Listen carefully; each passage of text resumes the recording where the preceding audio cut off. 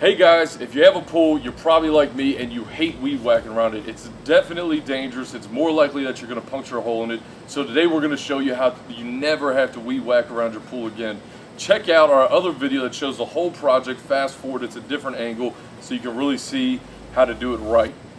So for today's project, all we're going to need is some weed block, some garden staples, a hammer, scissors, and measuring tape. Definitely helps. All right, the first thing we're gonna have to do is go ahead and get all the pumps and the filters out of here, and of course get all the weeds out of here. That way we can lay down our weed block. All right guys, as you can see, I already cleared everything out. I actually had to put down the weed block. It just wasn't a very good angle, so I'm gonna show you how to do it here on this side. But before I do that, I do wanna let you know you definitely don't wanna be cheap with the weed block. I've done it before and I used cheaper weed block and it just didn't last, so I went ahead and got the Stay Green. It's a 30-year guarantee. It's probably not gonna last 30 years, but if we're honest, the pool's not gonna last that long. So you definitely wanna get the good stuff, spend a couple extra bucks, so that way you're not having to redo this every year or two. All right, so the first thing you wanna do, basically just measure how much of the weed block you're gonna need. This roll is 3 foot by 50, so 3 feet long, but I definitely don't need that much. If I'm measuring, you definitely want to go past the post, that way you don't have to weed whack. One of the other mistakes I made was that I took the original weed block up to the post, so I'm actually going to go over about 2 or 3 inches, so it looks like I need just about 2 feet. So I'm going to go ahead and cut it, and we'll be right back.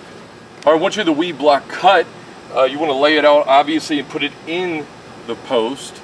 Go ahead and staple and put the staples down on the end, that way you can tug it nice and tight. And then you're basically just going to cut the slits around the post. That way you can wrap the weed block around the post. So let's go ahead.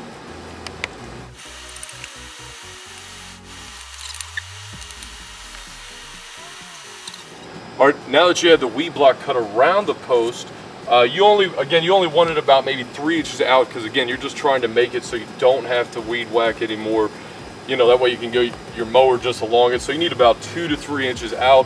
You're just going to get the garden staple and go ahead and put it in the ground. There you go. And lastly, I did want to say that when you're going around the next set of posts, I do like to weight the staple this side down. That way you can get a nice straight angle and you know exactly where you need to cut, because if this is already down, it's going to kind of mess up your angle. So I typically like to weight the post to put the second staple in until I've already cut the other post. All right guys, as you can see, I finished putting the weed block on this side. Just threw a couple extra staples. I threw a few on the inside, but that's really not going anywhere. You just want to make sure you have enough on the outer rim where your lawnmower is going to be. But I'm going to go ahead and do the other side of the pool, and I'll catch you in a minute. Hey, what's up guys? As you can see, we're finally done making our pool area weed whacker proof. So the total time was a little over 3 hours. It took a lot of time taking all the filters and the pumps out and then putting them all back together, but it wasn't really a difficult project to do. The total cost was about $30. The weed block was $20. Like I told you before, definitely get the good stuff. And the garden staples, we had a $10. So again, the total cost was $30. Good luck with your project. If you have any other ideas on how to weed whack proof your pool, please let us know. I'd love to see some other ideas. And honestly, the best way to do it, if you're fortunate enough to not have put your pool up yet, the best way to do it is put a huge tarp before you set up your pool that goes out past the post. So good luck. Until next time, God bless. Peace. And of course, guys, the last thing you got to do after you've done all that hard work for your pool is take a dump.